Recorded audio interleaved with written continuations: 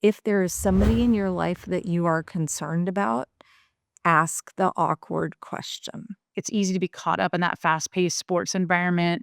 You're trying to exceed expectations, which then leads to burnout and frustration and turnover. So just as a team, we really try to explain to people, take your rest, take your days off when you can. Normalizing the conversation. So we try to participate in as many conversations like this one. We also host Real Talk Instagram Lives monthly with artists to let their communities know, hey, it's okay to talk about mental health. There are lots of avenues to wellness and to help. I mean, maybe it is a chaplain, maybe it is your spiritual community, maybe it is a peer mentor, and just advocating for them. Sometimes we need others to speak up for us, and through them, we can recognize what we need. Welcome to the Impact Lounge, part of our Mental Health Conversations That Connect Us series from SixDegrees.org. I'm your host, Stacy Huston, and we're so glad you're here. This series is part of the I Get It campaign, a national movement to normalize mental health conversations, amplify support, and show people they're not alone. Each Wednesday in May, we're exploring how healing happens in community, and today we're closing out the series with an essential conversation.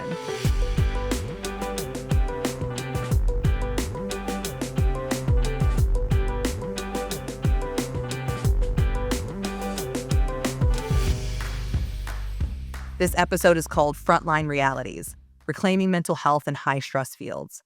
We're talking about the invisible weight carried by service members, musicians, athletes, and their families, and what it takes to create meaningful support in these high-pressure spaces. So let me introduce today's panelists. Dr. Sonja Batten, Chief Clinical Officer at Stop Soldier Suicide, leading data-driven suicide prevention for military communities. Welcome to the show. Thank you. Next up, we have Heather Ehle, founder and CEO at Project Sanctuary, supporting full family healing through therapeutic retreats for veterans and their loved ones. Thank you so much for having us, and thank you for having this conversation. We're so happy to have you, Heather. And we also have Terra Lopez, community manager at Backline, a musician, an activist, a podcast host, advocating for mental health in the music industry. Welcome to the show, Terra. Thank you so much for having me. And last but not least, we have Suzanne Potts, CEO of The Hidden Opponent, elevating athlete mental health through education, advocacy, and lived experience. Welcome. Thanks, Stacy. Hi, everyone. So together, they're all creating change in spaces where silence has been the norm and replacing it with care, culture shift, and connection. We're so excited to jump into the conversation today. And the first thing I really want to talk about are, unique mental health challenges. Before we talk about solutions, I want to start by naming the reality.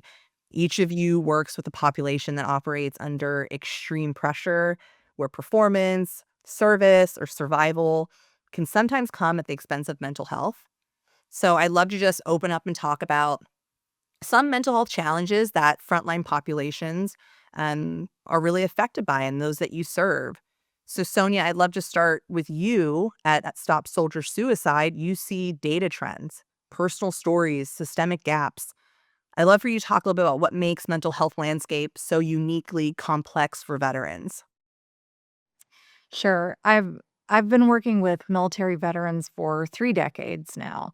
And the first thing I want to say is we're going to talk about the challenges.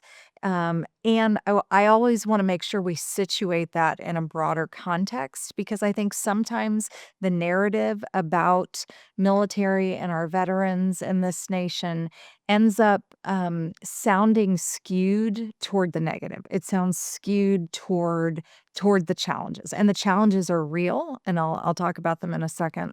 I just want to make sure that we don't neglect to talk about the whole experience with our military and our veterans, which is that their dedication, determination, commitment to mission, camaraderie, excellent sense of humor, like all of those things are also part of the military experience. So I just want to start by, before we get into the challenges, making sure that we also understand that it's not just challenges. There are also strengths that come from military service.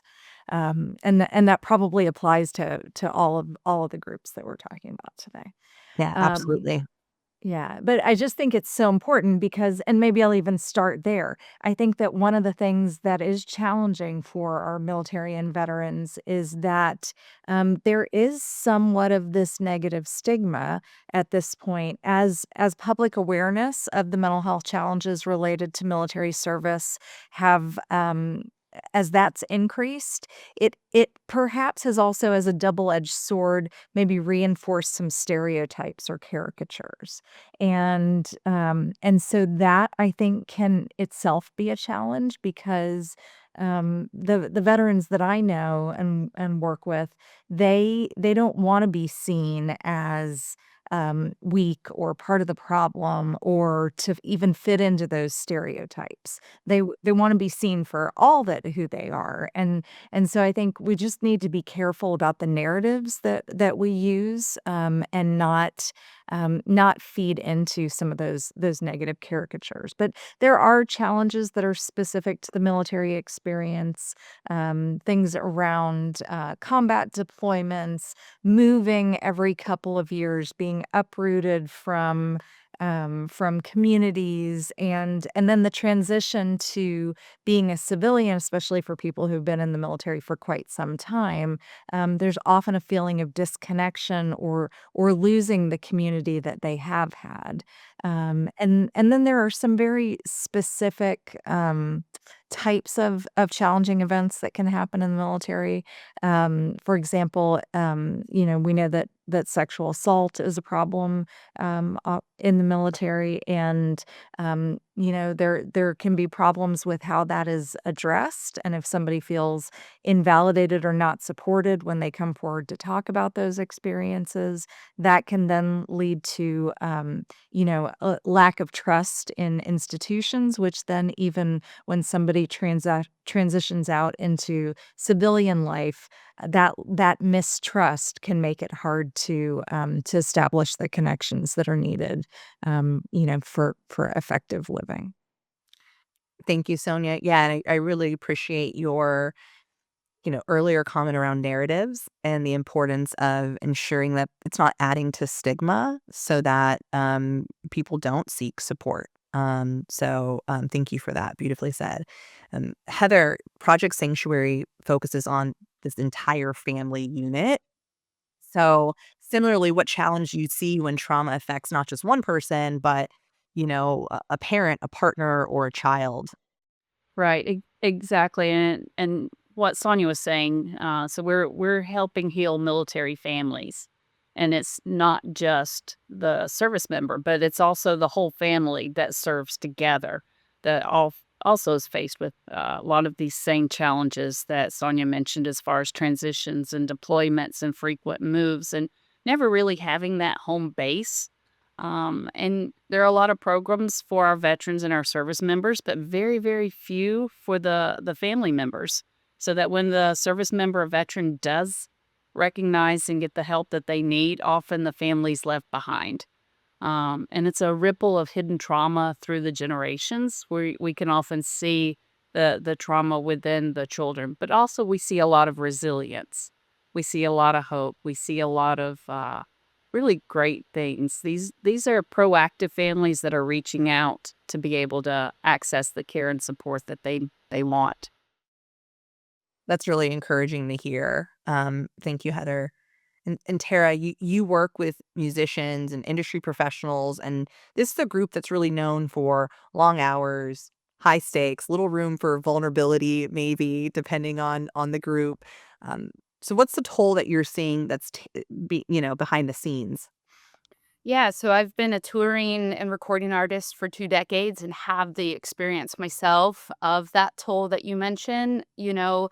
Folks outside of the industry might think of tour and just the music industry as this glamorous job, but there's unstable hours, there's the financial pressures, a lot of instability there.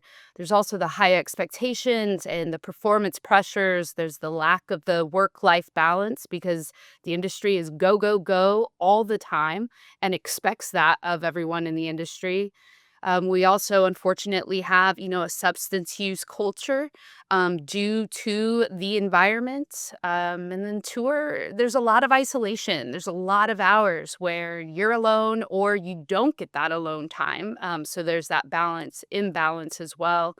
And then something that we're starting to see and hear more of from folks that come through Backline is social media pressures. That is causing an entirely new layer of anxiety, depression, burnout, and exhaustion. So with Backline, we really try, like Heather was mentioning, not only helping the music industry professional, but also family members of those to try to help everyone within the unit. And I think that's a critical piece. I was, preparing, and I was actually sharing a little bit about this upcoming talk with our founder, Kevin Bacon, who's obviously widely known for his acting, but he's also a musician and has been touring with his band, the Bacon Brothers, for the last couple decades. And the first time I was ever on a tour bus was when I started this job, and I would create these little, charity events around the country on their tour stops. And this one summer, they had a bunch of shows back to back, so they got a tour bus. And, I remember thinking, all of you guys, I mean, there were 6 people in their band at that time. It's grown since then. So that's a lot, not including, the crew and these, like, bunk beds, and it's tight. And, I was actually talking to Kevin about this yesterday, and he said, yeah, like, in his experience, and just they've had several people that have really, really had some hard struggles, around it. So, it makes complete sense. It is really, like you said, don't have time alone, maybe too much time alone, you're away from your loved ones, that kind of core community. So, it's a really interesting conversation. So thanks for sharing a little bit more. And Suzanne, in competitive support like sports, the push to succeed. I think if anyone has been an athlete, whether it was in school or even collegiate, it can also really kind of mask suffering, or just, these fears and anxieties of failure. So, can you talk a little bit about what's happening beneath the surface for student athletes today? Yes, and I'm so glad all of these topic areas are so relevant to each other and so similar. So I love that we're having this conversation. Athletes have such unique challenges with mental health. They're in a pressure cooker environment for a lot of them, especially at the collegiate and beyond with Olympic, Paralympic, or even professional athletes. They're just under intense pressure to perform, to hide issues from coaches. And this stigma around mental health still really persists in those athletic environments. And for a lot of them now, especially with NIL, they're revenue generators, right? It's bringing in money, and so that is one kind of unique aspect for them. They struggle with, very similar things with injuries or eating disorders. It could be anxiety, depression, substance abuse, gender equity issues. And the other thing I think might be unique to all of our populations is that loss of identity after sport ends. So we look at the 510,000 NCAA athletes, and then we also look back to the 60 million young people that are in youth sports development programs, and we hear every day about coaches and pressures put on them by their families, maybe. And so the unique pieces of just having so many people look at you, making sure your body is performing in the way that it can, and trying to just set awareness so that they can perform their best, but also being in tune to their mental health as well. So a lot of challenges. Especially because the population we're really focused on are 14 to 24-year-olds, which is, again, typical with mental health struggles are coming on, or just a lot of stress and change in their lives. You're right. There's definitely these synergies, lack of an overused word, with each of these uh, different organizations.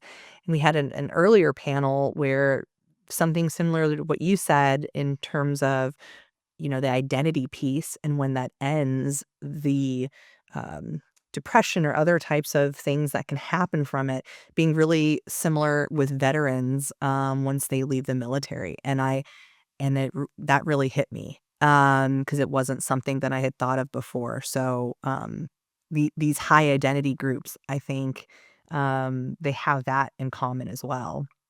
So, talking a little about like breaking the stigma, right? And building trust. In many of the spaces that you all serve, asking for help is still kind of seen as a weakness. I think it's getting better. You see more athletes coming out and talking about it, definitely musicians and even to some military. Um, but vulnerability can sometimes come at a cost. And I know this with a personal relationship. I had a very dear friend who was in the military, suffered from depression for a long time, and didn't seek the help that he really needed while he was serving because he was afraid he was going to lose his pilot license. And that was his identity, right? And then he retired, and we thought, well, this is great. He can get the help he needs. But within a few months, he had taken his life, and which is heavy, right? And so, how do we get people that really need help to seek it earlier and more often and feel that confidence? I think it's conversations like these and it's other people kind of sharing. But I want to talk about how do we build trust and break through stigma in communities so that vulnerability isn't seen as a weakness, but truly as a strength. And so, Heather, I'll start with you on this one. How do you create an environment where military families feel safe enough to say, "We're struggling as a unit"? Right. And it's so important. And for all the reasons you just mentioned between vulnerability and I mean, there's a chain of command fear and there's a fear of losing their clearance if they speak out. Even within the family. So if a spouse is struggling with mental health, oftentimes the spouse and the teens are afraid to speak up and get the help they need because it may reflect on the service members status. So we're Project Sanctuary. We create that sanctuary, that safe bubble where there's no chain of command reporting, and we build it on relationships. And it's that one-on-one time. So through a 6-day therapeutic retreat, we're able to gain trust. We're able to create that environment, and where speaking up isn't a weakness, it's considered leadership. And we help transform that silence into a shared strength. And once they really feel that ability to speak up in that safe space, once one family speaks up, the next family feels more comfortable. So it's leading with a ton of professional help and our counselors and our rec therapists, and just really creating that space during their retreat and then after that retreat for the next 2 years, whether that be online or whether that be through our case management and our follow up, always making sure they know that their ability to share their stories and share their frustration and their journey, it's an honor for us to walk alongside them. Thank you, Heather. Powerful stuff. And, along the same lines, Sonja, what do you think shifts when veterans know that they're not being judged and that they're being understood? Yeah, that's a great question. I think that Heather mentioned the word trust, and trust is really important, especially if people do feel like they've been let down by people in positions of responsibility. And so, as a way of encouraging people to start the process of maybe getting support for mental health problems, one of the ways is through having those messages come from peers. So initially, it was seen as important to have the military leaders speak out about mental health issues and getting treatment, and that is important. And there are structural and policy things that also need to be addressed. I mean, some of the issues around reporting that military service members have been in therapy on the security clearance form. There have been changes to that, but there are still specific professions within the military where, like you said, with pilots or special forces or other groups, where there still can be very real policy issues that get in the way of people getting the help they need. So first of all, just normalizing the challenges so that people don't feel alone or feel like it's something that's wrong with them. Having some of those messages come from peers, especially peers who can talk credibly about, like, I had this problem. I finally figured out I needed to do something about it. I got effective treatment, and here's how my life is better. When you can hear genuine stories like that from real people in their own words, those are the sorts of things that I think break down that stigma and can encourage people to take those first steps, probably better than any sort of systemic effort. Last week's conversation was called peer power for that very reason. And it is really important to be able to see yourself reflected and know that there's some support outside, group support, and those sorts of things. Um, Tara, h- so how do you invite artists and crews, right, to be open about mental health in a world that tells them that they need to keep performing no matter what? There's gigs that have already been paid for or signed, and now you have a whole team of crew and other people, cast sometimes, that are relying on this. That's the pressure we're talking about. I'd love for you to talk a little bit about how you get them to kind of open up about this. Absolutely. Yeah. I mean, the show must go on, right? That's what we've been told in the industry for decades and decades. First off, everyone that works at Backline has music industry experience, whether they're artists themselves, their partners are touring artists, and or some kind of experience. So we get it firsthand.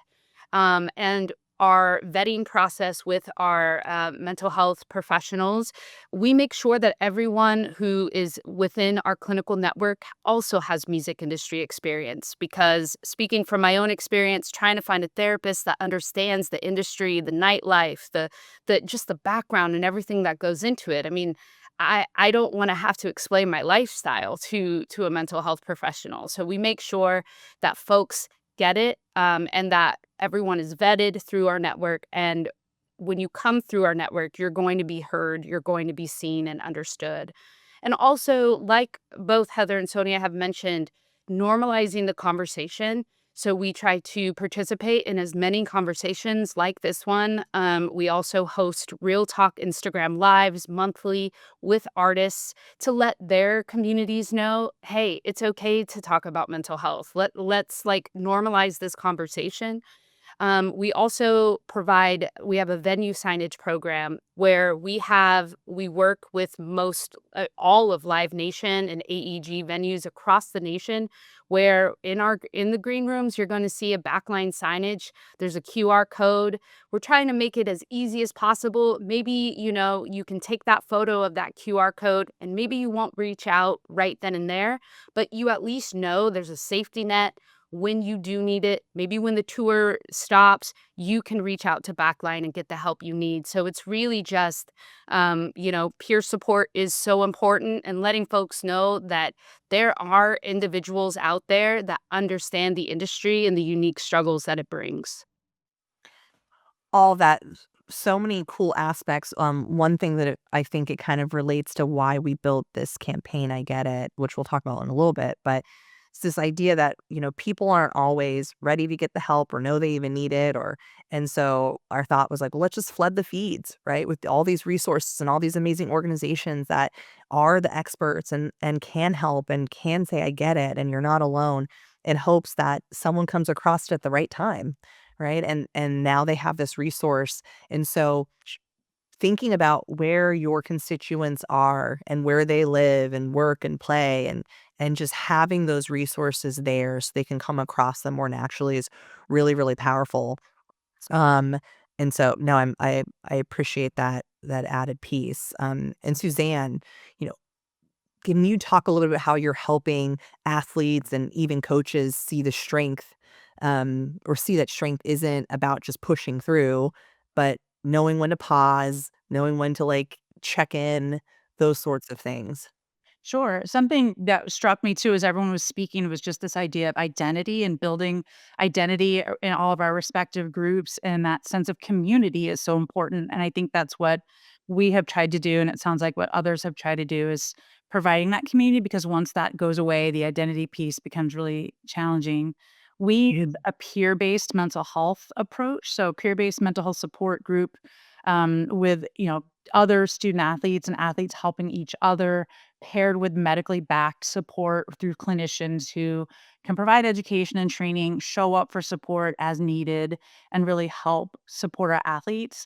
It is a bit of a kind of bottom up and top down approach. So we also support coaches and professionals that are around athletic communities or supporting athletes because it is so unique. If it's an athletic trainer, if it's a coach, if it's someone just in the athletic department, there are a lot of people that interface with our athletes. And so making sure they understand the unique challenges. But I think the peer-based approach has worked so well for us because they're around people that understand their struggles, understand their schedules, their challenges, and having support from a campus captain or what we call a head campus captain. They like help each other weekly, and so we provide a lot of support to them. They build that trust. Again, we're coming back to the trust word, but knowing you can turn to them or your athletic trainer if you're nervous about going to your coach has been so important. I also think for us, having our founder, who was a former D1 student athlete, she also sets the example, and so we all try to be vulnerable and set an example.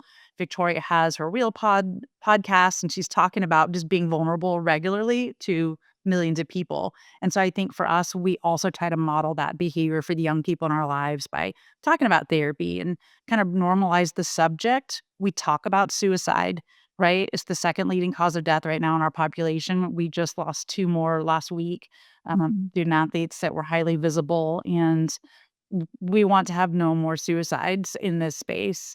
So creating safe spaces with teams and making sure our coaches have what they need to help set the pace and tone for the young people in their lives is really important to us. Yeah, community is the center of everything. And so Right. I think why trust keeps coming up is because we need trust to be able to build connection. And, we've been working as kind of an amplifier of other nonprofits for many years now. And some of the best that we've ever partnered with have this um, similar thing that happens where someone that has worked or received support, I should say, through their organizations are like, they've joined the team. They're mentoring the next generation. They're on their board or they're actually staff. It's really, really powerful because, for so many things that are like data, data, data, there's sometimes these like anecdotes that say more than all the data combined. Like, where you're like, you helped save my life or you helped me be grounded and get the support I needed. And I want to like commit my life to making sure that others behind me have that same type of resource. And so, no, yeah, it's incredible. Um, I think that the people that are listening, I'd love to kind of talk to them a little bit and maybe talk about how we can give some advice for the overwhelmed, if you will. So if you're a person that's watching or listening and you're barely holding it together, or you might be a caregiver or frontline worker or some type of just general high achiever. I live outside of Washington, D.C. It's like it's wild here, okay? And, just everyone else that's constantly kind of leaning in for what's next, and most people are exhausted. I think a lot of people, regardless of industry, sometimes they don't know how to hit pause in their own life, and they're unsure of what asking for help even looks like, right? Because 'Cause they're afraid of saying, "I need help." Because it means, "Oh, they failed." This is all the stuff we've told ourselves and society has told us to some degree as well, right? It's not just the inner voice, and it's a lot of how we've received information. So I wanna talk about what advice all of you would give those people that are overwhelmed but hesitant. And, let's start with Sonja for this one. What would you say to someone who's convinced their struggle doesn't count, or, maybe it's not bad enough to get the help they need? Mm, yeah, that's a great question. I think that the first thing I would say to that is that we are often a lot more compassionate to the other people in our lives than we are to ourselves. Always. So, yeah. So one place to start is to try to reframe how you're thinking about that and ask yourself, like, if this was my best friend, if this was my niece or nephew, like, what would I tell them? Would I tell them to suck it up?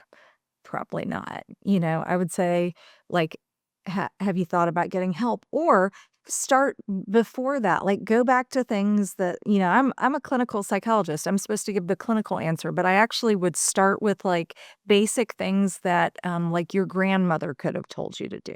Like making sure that you are on a routine sleep schedule to the extent that you can, that you're eating healthy food, that you're getting regular exercise, just even walking, that you're, getting social support, that you're doing some things in your life for joy, not just for whatever the things are that you're under pressure for. So starting with those basic building blocks and then realizing that can help get things stable, and there may be some things that don't get better just from that, and trying to look at it in terms of like performance improvement, performance enhancement. If you wanted to get better at a skill, you might ask a coach for help, and it can be the same thing with mental health. So just not to ignore something if it doesn't feel right. And similarly, if there's somebody in your life that you're concerned about, the thing that I always say, because I work for an organization that's dedicated to um, getting rid of veteran suicide. So we talk about suicide all day, every day. And what I tell people is, if there is somebody in your life that you are concerned about, ask the awkward question. That's the most important advice I can give. Like, it's better, even if you don't know how to say it, it can be as simple as, you know, I've been noticing it seems like you're having a lot going on with your pain, your sleep, your work, whatever the thing is that you're noticing. And I just wanna know, like, are you having thoughts of, like, trying to make it end, or what are you doing to help yourself? And then shut up. So just like a small entry into the conversation, and then close your mouth and allow for some awkward silence so you can listen and give them room to talk. It can go so far. I have goosebumps. That is really powerful advice. And I think that we are sometimes more concerned with the awkwardness for ourselves. Like we say, I don't want to offend. I don't want to hurt their feelings. I don't want to get it wrong. We're really worried about our own awkwardness. We need to put that person that we love and care about or respect or admire, in kind of first place there. And I think when we do that, we do it for someone else and not for ourselves. It's easier to push through on those uncomfortable conversations. It's really, really great advice. Um, And yeah, even if you're wrong, yeah, if you do it with kindness and love. genuineness, Mm, it's gonna be okay. yeah, yeah, 100%. I don't think anybody would ever be that angry that someone cared about them that much to check in, right? If anything, we all want to be seen a little bit more. So no, great advice. Suzanne, I'd love to ask kind of what permission do you wish you could give to any student athlete watching this in terms of, seeking help or support or even just knowing to check in with themselves? Yeah, I think first of all, it's okay to ask about suicide, right? And to talk about suicide and to use the words. I think it scares people. Like, I'm going to give them this idea. And if someone is suicidal, they've already been thinking those things, right? So, again, as we were saying earlier, it's important just to ask those hard questions. I think also just seeking help if you personally feel like you need it, modeling for other people if you're being overwhelmed. I know as a leader, sometimes I need to step away or talk to my team about, hey, I've got to go talk to my therapist. So just talking about it again, I think really helps. The other thing I always encourage our athletes is finding their champions who support them, who's in your team. Like, it doesn't have to be your literal team, but you could have a mental health team or people that are in your scope and kind of area that you look to. Identifying an outlet for stress, if that is one thing I can tell anybody, depending on what that looks like. For me, it might be getting outside or, exercise. For others, it might be alone in a room with a book and a cup of tea, right? So everyone has their thing that is a stress reliever. And so being able to identify that and then activate on it. I also think saying medication is okay. If you need to take medication for your mental health, just like I might for blood pressure or, anything, it's okay to take medication. So that's another piece of it I think sometimes we forget about. Seeking self care and rest, modeling that for others. I think it's easy to be caught up in that fast paced sports environment. You're trying to exceed expectations, which then leads to burnout and frustration and turnover. So just as a team, we really try to explain to people, take your rest, take your days off when you can.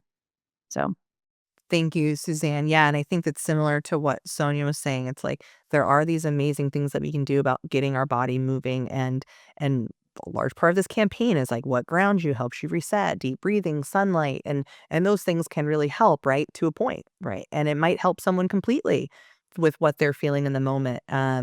But that, if things persist, like it is okay and completely supported to go and see a doctor and see what you can do to kind of get the extra support you need, right, in that more critical time. So, no, I appreciate that being brought up. yeah, And it's and like yeah, creating that like chest of things, or your arsenal, or whatever you want to call yeah. it, right? Creating your tools and your toolkit to support you. And it could be a walk, it could be music, it could be seeing your therapist to being medicated, or even seeing a hospital if you need to. Like there's a lot of Could variation be in there. all of the things, right? Exactly. Like, yeah, yeah, there's times when we need a little bit of everything. No, I appreciate that. And Tara, you speak really openly and honestly about both grief and burnout. And so, what's like one step someone could take when they're feeling kind of stuck in silence? Mm. Well, sometimes therapy is scary, right? Admitting that you need help and taking that step, that's a big step. So, what we encourage folks to do is go on Backline's website. We have a whole wellness offerings page where it's like free subscriptions to yoga, breath work, nutrition apps. Like everyone has been talking about, there's other modalities of wellness that could really help. Maybe if someone's not ready to take that, step into therapy, there are so many other aspects of wellness and taking care of your mental health. So we really encourage folks to just go check out an app, whether it's meditation, sound baths, body work. There's so many different ways to take care of yourself. And we always encourage, take that first step into just downloading an app that maybe resonates with you. I'm laughing because I went to this retreat for a friend of mine who she's pretty bougie. She would say that about herself. And her husband wanted us to do this like retreat center in Austin for her birthday one year. And so we went and we did this little sound bath thing. And I was like, I'm like, oh, this is like woo-woo stuff. Mhm.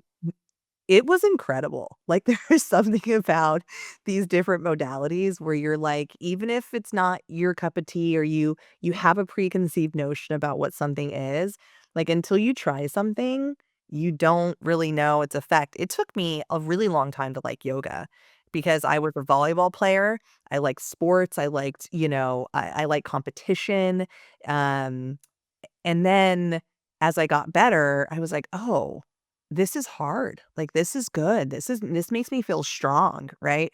So it's sometimes just kind of cracking something else open and trying it, but, yeah, and we all those resources that Tara mentioned, we have that kind of redirected in our resource guide. It's incredible stuff, and that was really the whole point of, like, the resource guide. It's like, there's so many modalities out there, so many different types of things that can be a good starting point for someone or a building block. Let's, put them at everyone's fingertips a little bit more easily. So, great share on that. And Heather, you work with obviously entire families navigating reintegration, sometimes trauma. So what's your message to someone who feels like they're just carrying too much alone? Yeah, and so it's gonna go back to that safe place, and it's gonna go back to that family unit and reconnecting the family and the relationships, and empowering the family members sometimes to speak out on behalf of their loved one. "Hey, look, I've noticed this," or, "Hey, can I make a few calls for you?" Maybe it's that empathy and, recognizing what their loved one is going through, and then as what everyone's already said. So much great advice. But there are lots of avenues to wellness and to help. I mean, maybe it is a chaplain, maybe it is your spiritual community, maybe it is a peer mentor. Um, what avenue is going to appeal for the person that really needs the help and the support, and just advocating for them. Sometimes we need others to speak up for us, and through them, we can recognize what we need. That's so true. It's like sometimes you don't have the words and someone else does. I'm actually crafting a talk right now about the very thing that sometimes we hear people say, someone else will do it, or I don't really know, or I had this feeling that I wanted to say something, but then I just didn't. I'm like, that was something like pushing you to say it. And you might be that lifeline to someone else. And so to be encouraged by that, to feel empowered where you can to help others. There are sometimes really great opportunities to do that. Um, so as we close out, this was such a great conversation. Um, I want to talk a little bit about I Get It. We're all here because we're partnering on this convener campaign for Mental Health Awareness Month called I Get It. And I get it can mean a lot of things to a lot of different people, but we felt like it resonated with the mental health community and the organizations that are supporting so many people. And so I'd love to give each of you a chance to kind of share, what does I get it mean to you? Was there a moment where you got it, or a moment where you saw someone else get it? And in no particular order, whoever wants to go first, please just share. My background, I'm a recovering registered nurse at this point. And for me, I was doing my mental health rotation, and we were in a state hospital with a double pain, and a woman was speaking about her depression. And I was like, oh my gosh, that is me. That is me right now. The only thing that's different between us is a piece of glass, two-way mirror. So mental health has always been so important to me, and just recognizing that there is help and there are people that you can trust and you can reach out on, making sure you know that healing is not just possible, but healing is necessity. And doing what we can to support one another. I've absolutely loved this panel. I mean, I didn't know about musicians. I really didn't. I mean, obviously, I know about soldier suicide, but and athletes, I think, have been in the limelight more. But recognizing it's not just you, that it does affect all of us, and that commonality. Thank you, Heather. Hmm. And I would build on that point, because healing also, in my experience, is best done not alone. Um, and to me, that's a lot of what the I Get It campaign is about building those bridges and building community so that people don't have to feel alone. And that can be in lots of different, expressed in lots of different ways. It can be with family, friends, professionals, being involved in groups, but finding a way to not go through whatever you're going through alone. And for me, I've worked with veterans for 30 years, and so I've gotten to see so many people face whatever it was that they had to face, and find new ways to grow from that. And there is nothing that's more meaningful or powerful than seeing somebody transform their pain into wherever they're going next in their lives. Thank you, Sonja. Yeah, that really resonates. I lost my father to suicide 10 years ago, and that really made me reflect on my own mental health and my family's mental health. And I think just talking and building community around one's mental health is the number one way to prevent these tragedies. And so for me, I Get It is just an incredible way to let folks know in a very easy, um, common, way to just let folks know, like, I understand. I'm there. Without having to go into this massive conversation, just letting your communities know that you're a safe space, you understand, and that if and when folks are ready to talk, you're there for them. It's well said. Thanks for sharing that with us, Tara. I really appreciate you sharing that about your dad. Um, I'm sorry. That's hard. We have our slogan is together we face the hidden opponent. And so we talk about that like together we face. It's part of our like tagline. And so we want people to know like you're never alone, even though you may feel alone, you may be struggling alone. This conversation with everyone has been so important to us because, as I said, suicide is the second leading cause of death right now in young people in this country. And we want to do our part to help reduce that. So we feel really strongly in the power of collaboration and working together and that, rising tide lifts all boats or whatever they say. And so we I'd want say that everyone. maybe once a week, like at Yeah, least. same. I know. I think it's such a great metaphor. I don't know. Yeah. I think it was JFK originally who said that, but like the idea of like we all work together, we're gonna resolve this together.